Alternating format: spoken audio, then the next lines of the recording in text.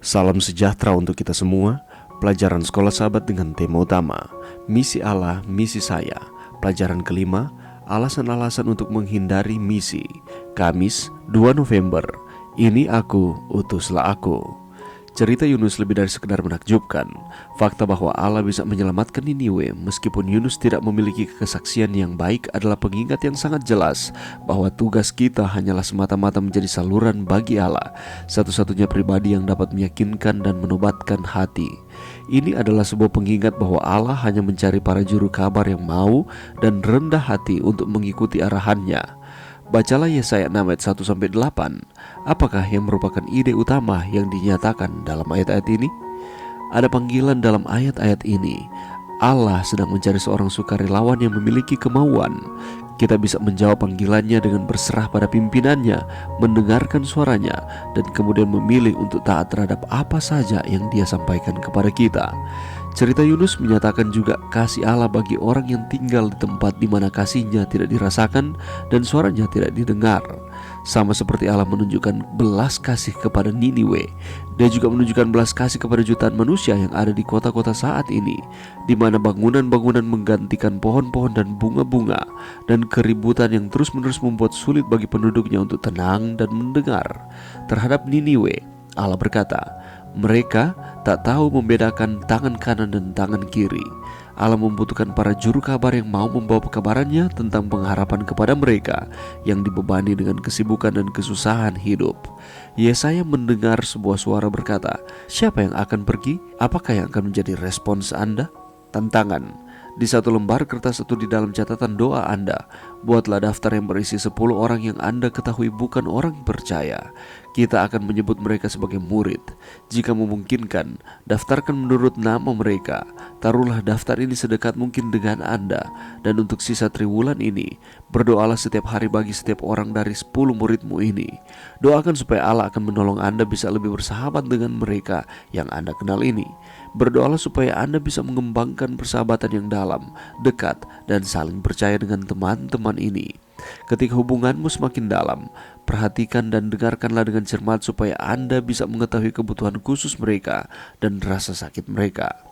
Tantangan lebih besar, pilihlah sebuah kota di dekat Anda dan juga sebuah kota yang ada di bagian lain dari dunia ini. Mulailah dengan mendoakan orang-orang yang tinggal dan bekerja di masing-masing kota itu. Berdoalah supaya Allah bekerja untuk menghadirkan orang Advent di dalam kota-kota tersebut, sehingga bisa membagikan kebenaran seperti yang kita ketahui, yaitu kebenaran tentang kedatangan Yesus yang segera. Pelajaran yang bisa kita dapatkan pada saat ini.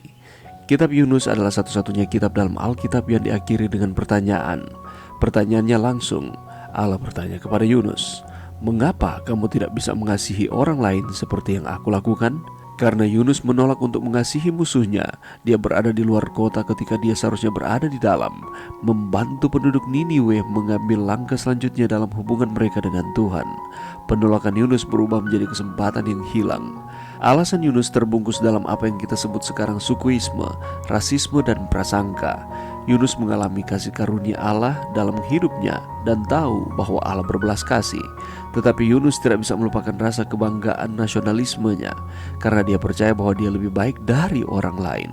Dia tidak mau pergi dalam misi seperti yang Allah inginkan. Namun kita dapat terus belajar dari hal itu sekarang ini.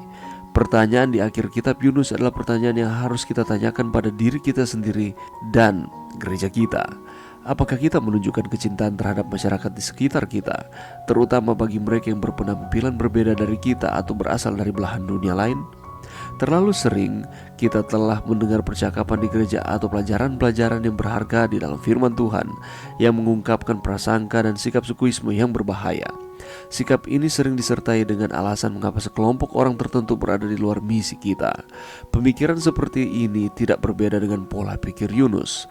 Yunus gagal untuk memahami bahwa ketika Allah menunjukkan cinta dan kasih sayang kepada orang lain, perwujudan kasihnya seharusnya menjadi pengingat bahwa Allah telah melakukan hal yang sama untuk kita.